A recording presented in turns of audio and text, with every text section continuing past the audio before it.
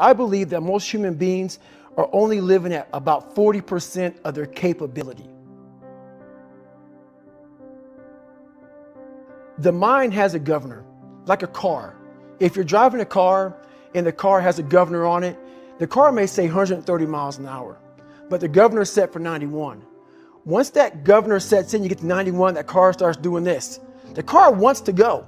The car wants to go, but that fucking factory said, we're not going past 91. We have a factory, a nice governor in our brain, and it's a survival mechanism. It protects us from pain and suffering. The second we feel that shit, our mind says, oh no, this isn't fun. We should back off. We should sit down, find something more comfortable.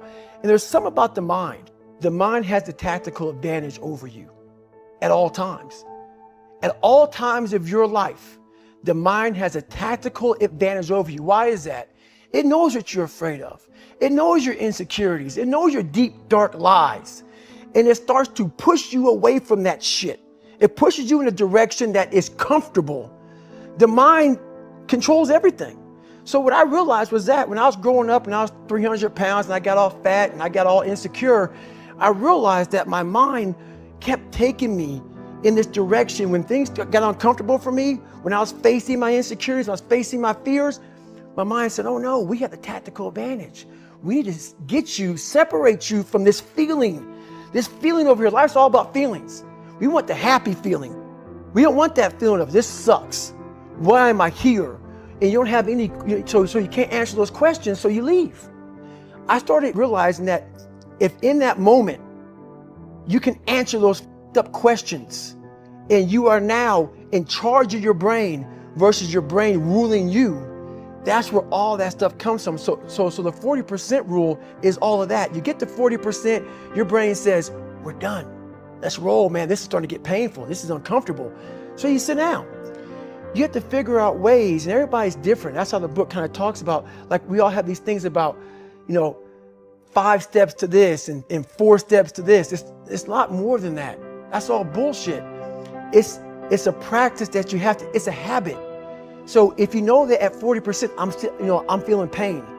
At 40%, I'm feeling pain. That's where the 40% rule kicks in. Now it starts. Okay, I'm feeling pain. My mind's saying all this shit to me. It's saying, get out of here, run, flee. The fight or flight kicks in. Okay, we're done. We're not good enough. It starts telling you all these things. You start to believe it because the mind controls all. This is the time where you have to gain control back of your mind. It's okay, let me see if I can go 45%. And once you start giving yourself more and more hope and start realizing, okay, the mind starts to be, okay, what are you doing? We're supposed to be going right and you're going left. You start then controlling your mind. Start finding more in yourself. And then it goes from 40% to a lot further than that. But that's the start of it though. Get to the spot where your mind is saying stop. Whatever that is, you gotta get there first. And then that's when that shit starts to work for you. You gotta control yourself in that moment. So a lot of people can live with themselves. That's the first thing. A lot of people can live with themselves, look in the mirror and say, I'm okay with being afraid. I'm okay with going on this easy highway over here.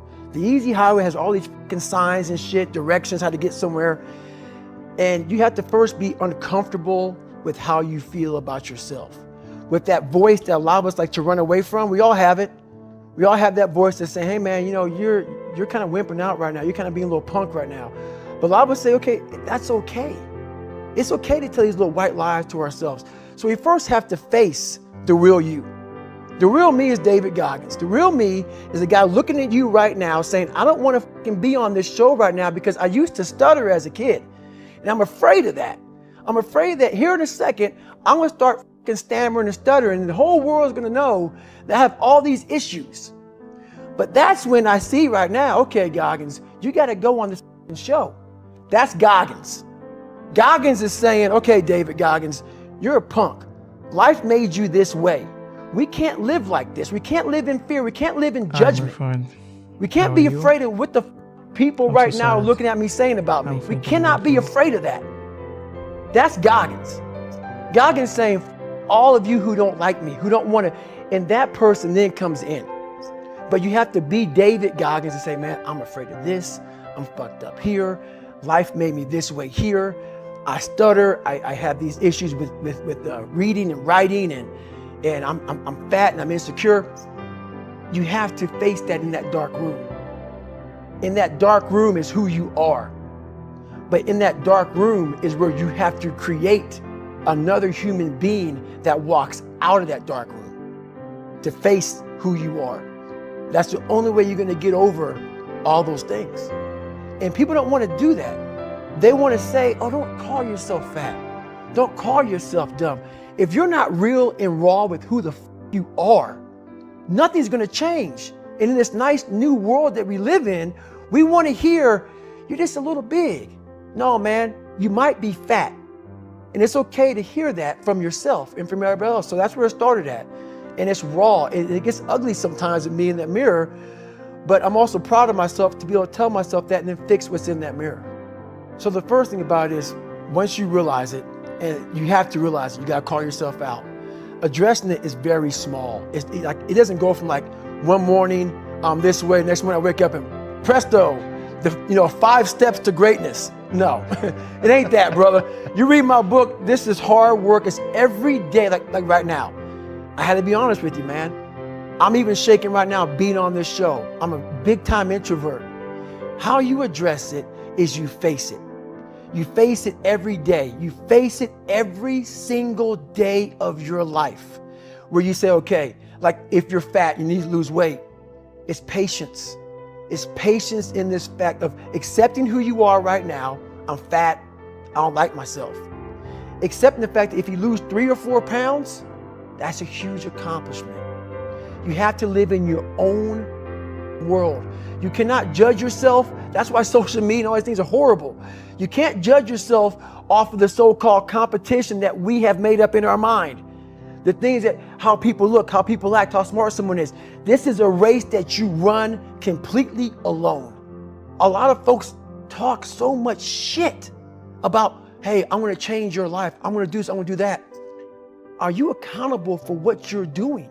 Are you accountable? And I mean to the T for what you're saying. I am. And that's where it started. It started with that total accountability of, let's not lie today. Let's tell people the truth about who you are. And when you can get on and tell someone, like I'm doing right now, exactly how f***ed up you are, that's the goal in life. To put your life on a billboard, on the busiest road, in the busiest highway in the world, and say, this is how f***ed up I used to be. Take it or leave it.